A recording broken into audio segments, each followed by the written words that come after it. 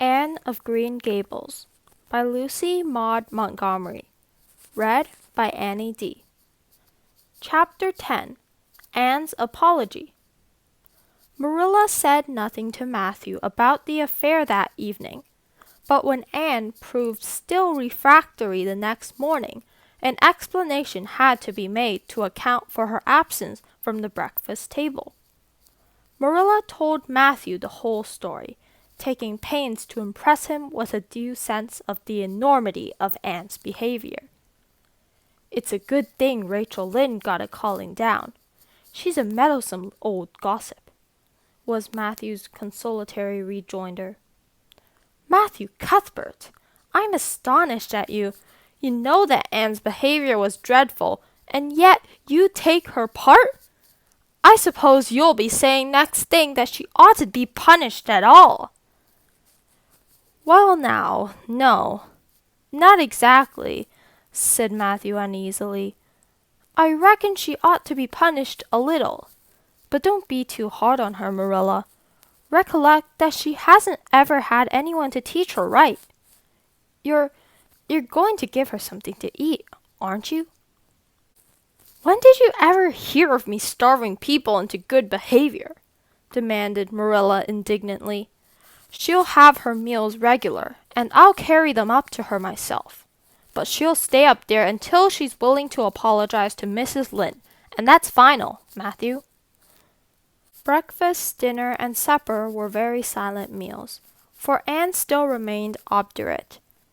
After each meal, Marilla carried a well-filled tray to the east gable and brought it down later on, not noticeably depleted. Matthew eyed its last descent with a troubled eye. Had Anne eaten anything at all? When Marilla went out that evening to bring the cows from the back pasture, Matthew, who had been hanging around the barns and watching, slipped into the house with the air of a burglar and crept upstairs. As a general thing, Matthew gravitated between the kitchen and the little bedroom off the hall where he slept. Once in a while he ventured uncomfortably into the parlor or the sitting room when the minister came to tea. But he had never been upstairs in his own house since the spring he helped Marilla paper the spare bedroom, and that was 4 years ago. He tiptoed along the hall and stood for several minutes outside the door of the east gable before he summoned the courage to tap on it with his fingers, and then opened the door to peep in.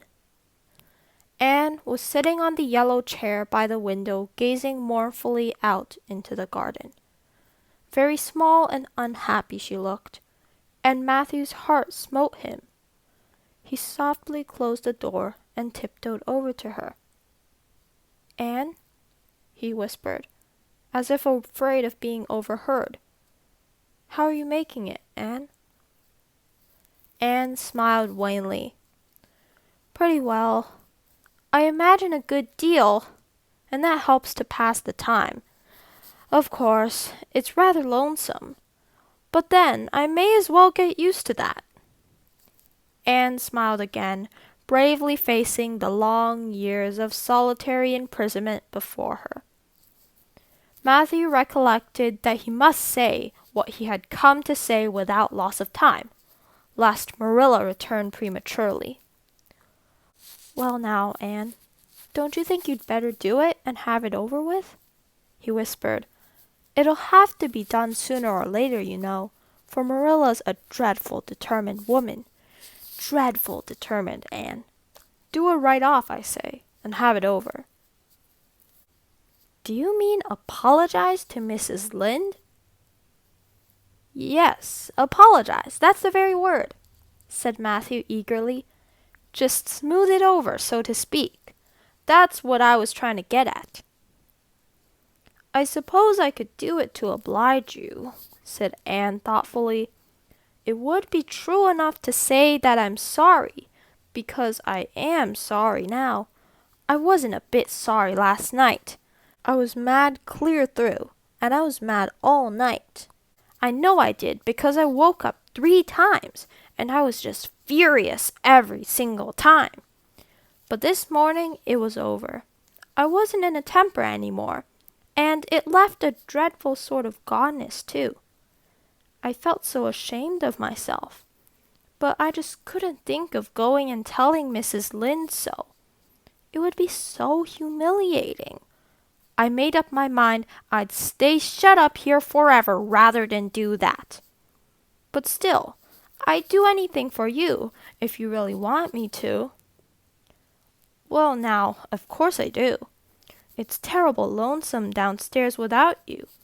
Just go and smooth things over. That's a good girl. Very well, said Anne resignedly. I'll tell Marilla as soon as she comes in I've repented. That's right, Anne. But don't tell Marilla I said anything about it. She might think I was putting my oar in, and I promise not to do that. Wild horses won't drag the secret from me, promised Anne solemnly.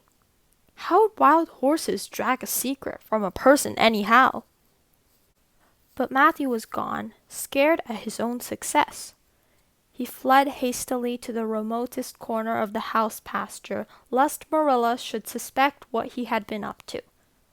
Marilla herself, upon her return to the house, was agreeably surprised to hear a plaintive voice calling Marilla over the banisters. Well, she said, going into the hall, I'm sorry I lost my temper and said rude things, and I'm willing to go and tell Mrs. Lynde so. Very well. Marilla's crispness gave no sign of her relief. She had been wondering what under the canopy she should do if Anne did not give in. I'll take you down after milking. Accordingly, after milking, behold Marilla and Anne walking down the lane, the former erect and triumphant, the latter drooping and dejected. But halfway down Anne's dejection vanished, as if by enchantment. She lifted her head and stepped lightly along, her eyes fixed on a sunset sky and an air of subdued exhilaration about her. Marilla beheld the change disapprovingly. This was no meek penitent, such as it behooved her to take into the presence of the offended Mrs. Lynde. What are you thinking of, Anne? She asked sharply. I'm imagining out what I must say to Mrs. Lynde, said Anne dreamily. This was satisfactory, or should have been so. But Marilla could not rid herself of the notion that something in her scheme of punishment was going askew. Anne had no business to look so rapt and radiant. Rapt and radiant Anne continued until they were in the very presence of Mrs. Lynde, who was sitting knitting by her kitchen window. Then the radiance vanished. Mournful penitence appeared on every feature. Before a word was spoken, Anne suddenly went down on her knees before the astonished Mrs. Rachel and held out her hands beseechingly. Oh, Mrs. Lynde, I'm so extremely sorry, she said with a quiver in her voice. I could never express all my sorrow. No, not if I used up a whole dictionary. You must just imagine it. I've behaved terribly to you, and I've disgraced the dear friends, Matthew and Marilla, who have let me stay at Green Gables, although I'm not a boy. I'm a dreadfully wicked and ungrateful girl, and I deserve to be punished and cast out by respectful people forever. It was very wicked of me to fly into a temper because you told me the truth. It was the truth. Every word you said was true. My hair is red, and I'm freckled and skinny and ugly. Oh, what I said to you was true too, but I shouldn't have said it. Oh, Mrs. Lynde, please, please forgive me. If you refuse it, it will be a lifelong sorrow on a poor little orphan girl. Would you, even if she had a dreadful temper? Oh, I'm sure you wouldn't. Please say you forgive me, Mrs. Lynde. Anne clasped her hands together, bowed her head, and waited for the word of judgment. There was no mistaking her sincerity. It breathed in every tone of her voice. Both Marilla and Mrs. Lynde recognized its unmistakable ring. But the former understood in dismay that Anne was actually enjoying her valley of humiliation, was reveling in the thoroughness of her abasement. Where was the wholesome punishment upon which she, Marilla, had plumed herself? Anne had turned it into a species of positive pleasure. Good Mrs. Lynde, not being overburdened with perception, did not see this. She only perceived that Anne had made a very thorough apology, and all resentment vanished from her kindly, if somewhat officious, heart. There, get up, child, she said heartily. Of course I forgive you. I guess I was a little too hard on you anyway. But I'm such an outspoken person. You just mustn't mind me, that's what. It can't be denied your hair is terrible red. But I knew a girl once, went to school with her in fact, whose hair was every mite as red as yours when she was young. But when she grew up, it darkened to a real handsome auburn. I wouldn't be a mite surprised if yours did too. Not a mite. Oh, Mrs. Lynde! Anne drew a long breath as she rose to her feet. You have given me a hope. I shall always feel that you are a benefactor. Oh, I could endure anything if I only thought my hair would be a handsome auburn when I grew up.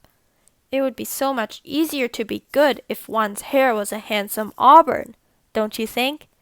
And now may I go out into your garden and sit on that bench under the apple trees while you and Marilla are talking? There is so much more scope for imagination out there. Laws, yes, run along, child.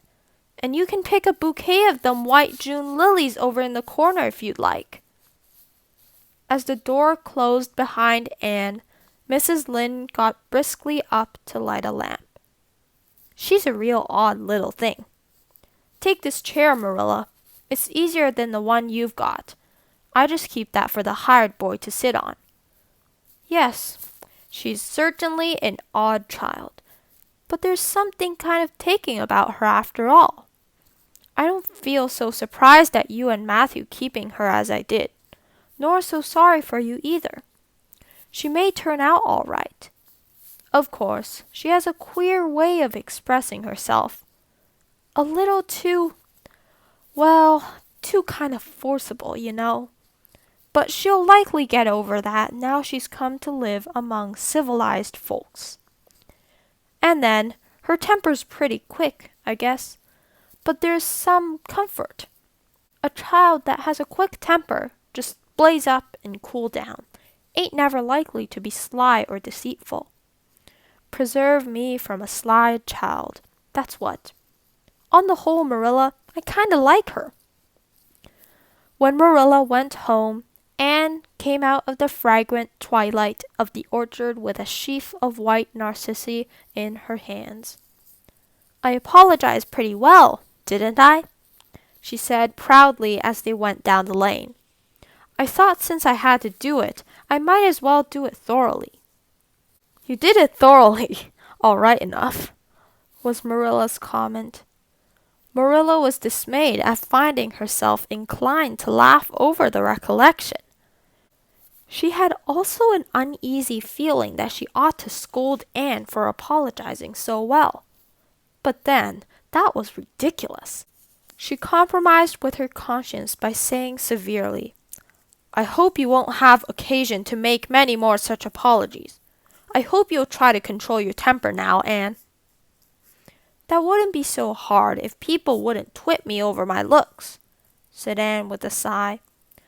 I don't get cross about other things, but I am so tired of being twitted about my hair, and it just makes me boil right over. Do you suppose my hair will be a really handsome auburn when I grow up? You shouldn't think so much about your looks, Anne. I'm afraid you are a very vain little girl. How can I be vain when I know I'm homely? Protested Anne. I love pretty things, and I hate to look in the glass and see something that isn't pretty. It makes me feel so sorrowful, just as I feel when I look at any ugly thing. I pity it because it isn't beautiful.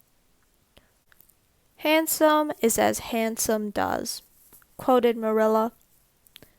I've had that said to me before, but I have my doubts about it, remarked skeptical Anne, sniffing at her narcissi.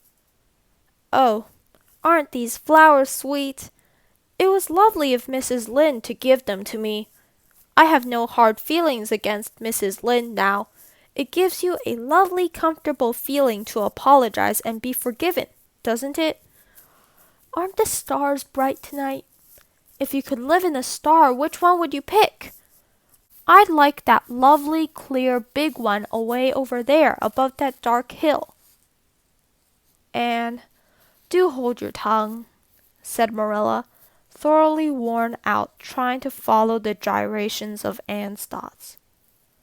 Anne said no more until they turned into their own lane. A little gypsy wind came down it to meet them, laden with the spicy perfume of young dew-wet ferns. Far up in the shadows, a cheerful light gleamed out through the trees from the kitchen at Green Gables. Anne suddenly came close to Marilla and slipped her hand into the older woman's hard palm. It's lovely to be going home, and I know it's home, she said. I love Green Gables already, and I've never loved any place before. No place ever seemed like home. Oh, Marilla, I'm so happy. I could pray right now and not find it a bit hard. Something warm and pleasant welled up in Marilla's heart at touch of that thin little hand in her own.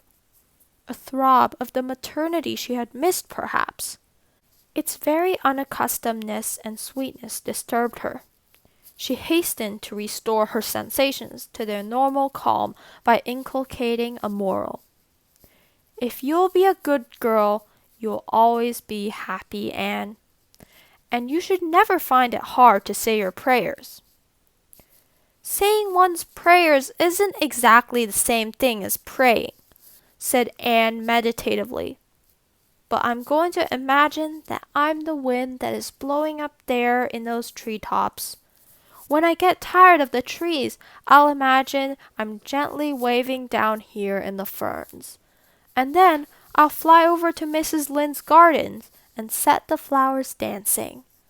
And then I'll go with one great swoop over the clover field.